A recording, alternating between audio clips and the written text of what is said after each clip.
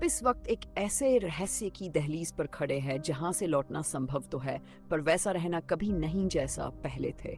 हमारे इस YouTube channel vastu शक्ति का उद्देश्य सिर्फ कहानियां सुनाना नहीं, आपको उन अदृश्य दरवाजों तक ले जाना है जो दिखाई नहीं देते, लेकिन जिनके पार जाने के बाद व्यक्ति का दृष्टिकोण, उसकी चेतना और शायद उसकी आत्मा भी बदल जाती है। अगर आप भी ऐसी ही दुर्लभ, अद्भुत और रहस्य से भरी कथाओं को बार बार सुनना चाहते हैं तो कृपया चैनल को सब्सक्राइब अवश्य करें। अब हम चल रहे हैं अक्षय कुमार तीर्थ की ओर, जहां महाकाल स्वयं जागृत है। यहाँ एक ऐसा रहस्य छिपा है जिसके सामने महाभारत भी मौन हो जाए। कहानी प्रारंभ होती है एक ऐसे गांव से जिसका नाम इतिहास की पुस्तकों में नहीं है, लेकिन ब्रह्मांड के नक्शे पर अंकित है। उस स्थान को आज के समय में उज्जैन कहा जाता है, परंतु प्राचीन ग्रंथों में इसे अवंतिका कनखल या महाकाल वन के नाम से जाना गया।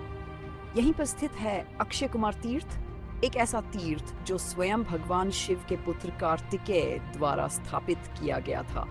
लेकिन यह कहानी केवल कार्तिकेय तक सीमित नहीं, ये कहानी उस घटना की है जो समय के बाहर घटती है और आज भी वहाँ की मिट्टी में, वहाँ की हवा में और वहाँ की गूंज में जीवित है। कहते हैं इस तीर्थ पर हर निर्वैध वर्षों में एक रात ऐसी आती है जब महाकाल मंदिर के पीछे स्थित एक भूमिगत सुरंग से एक दिव्य आलोक उठता है जो आंखों से नहीं देखा जा सकता, पर आत्मा यदि निर्मल हो तो वह उसे अनुभव कर सकती है। बहुत समय पहले एक बाल ब्रह्मचारी था, उसका नाम रुद्रसेन। उसे न कोई लोभ था न कामना, वह केवल शिव में लीन रहता था। एक बार उसे स्वप्न आया। शिव ने कहा, अक्षय कुमार, तीर्थ के भीतर एक द्वार है जिसके पीछे तुम्हें वह उत्तर मिलेगा जो तुम जन्मों से खोज रहे हो। लेकिन मौन के भीतर हजारों शब्द गूंज रहे थे। वहां गणेश, कार्तिकेय, शिव, पार्वती, नंदी, दक्षिणामूर्ति, त्रिपुरारी सब थे, पर वे स्थिर थे, मानो एक चित्र बनकर किसी महायंत्र में स्थित हो। और तब एक आवाज आई, जो यहाँ पहुंच गया वह स्वयं से परे हो गया। रुद्रसेन की चेतना वहीं विलीन हो गई। कई वर्षों बाद जब साधु लोग वहां गए तो देखा शिलाखंड फिर से ठोस हो चुका था, पर उसके अंदर से मंद स्वर में एक मंत्र गूंजता था, मैं हूं, अक्षयाय नमः। आज भी जो भक्त उस तीर्थ पर सच्चे मन से जल अर्पित करता है, उसे स्वप्न में वही मंत्र सुनाई देता है और अक्सर उसका जीवन पूर्णतः बदल जाता है। एक समय उज्जैन पर आक्रमण हुआ, मंदिरों को तोड़ने का आदेश दिया गया, महाकाल मंदिर को गिराने भेजे गए सैनिक। पर जैसे ही उन्होंने प्रवेश किया, वहां से एक गूंज निकली, काल स्वयं जाग गया है। उस रात को घने अंधकार में तीर्थ के कुंड से एक ध्वनि उठी, मानव नहीं पर पृथ्वी का हृदय बोल पड़ा।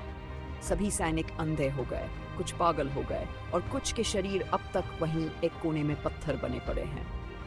आज भी जब अक्षय कुमार तीर्थ की पूर्णिमा की रात आती है तो मंदिर का जल हल्का लाल रंग का हो जाता है। पंडित इसे प्रतीक मानते हैं, पर साधक जानते हैं वह रक्त नहीं, चेतना का जल है। एक साधु ने कहा था, यदि कोई उस रात वहां बैठकर 108 बार बाम अक्षयाय नमः का जाप कर ले तो उसके पिछले 7 जन्मों के कर्म खुल जाते हैं।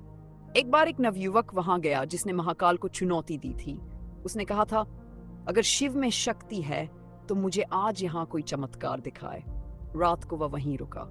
कहता है उसने स्वप्न में एक त्रिशूल देखा जो धीरे धीरे उसकी ओर बढ़ा, और जब उसकी आंख खुली तो उसकी जीभ बोलने की शक्ति खो चुकी। यह सब इतना सरल नहीं, यह तीर्थ हर किसी को स्वीकार नहीं करता।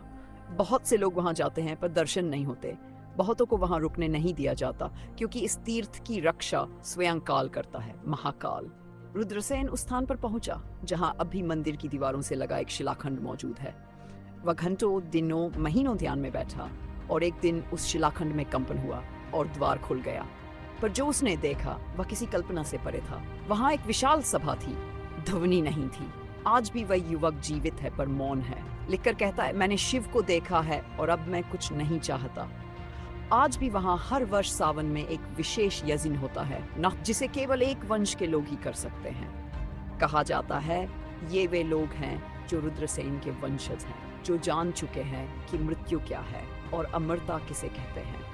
महाकाल और अक्षय कुमार तीर्थ दोनों मिलकर एक ऐसा द्वार बनाते हैं जिसे होकर केवल वही गुजर सकता है जो मृत्यु से नहीं डरता। इस तीर्थ से जुड़ी एक और अद्भुत घटना है। एक पंडित का बेटा जो बाल्यकाल से ही गूंगा था, एक दिन कुंड में स्नान के लिए गया। जैसे ही उसने जल को छुआ, उसके मुंह से एक मंत्र निकला, त्र्यंबकं यजामहे, सभी स्तब्ध रह गए। ये तीर्थ केवल स्नान का स्थान नहीं, ये जागृति की भूमि है। अब आप स्वयं सोचिए, या ये केवल एक धार्मिक स्थान है, या ये पृथ्वी पर बना हुआ एक ब्रह्मांडीय द्वार है जहां से होकर आत्मा कहीं और जाती है? और अगर ये सच है, तो क्या आप तैयार हैं उस यात्रा के लिए? अब मैं आपसे एक सवाल पूछता हूँ, क्या आपने कभी ऐसा सपना देखा है, किसी मंदिर के भीतर अकेले खड़े हो और वहां कोई हो जो आपको देख रहा हो पर आपको दिखाई न दे?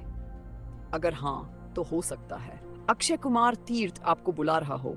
अब नीचे कमेंट में लिखिए, मैं भी उस द्वार पर जाना चाहता हूँ। और इस वीडियो को उन सभी लोगों तक पहुंचाए जो शिव के भक्त हैं, या जो ये समझना चाहते हैं कि महाकाल केवल एक मूर्ति नहीं, एक जगा हुआ रहस्य है।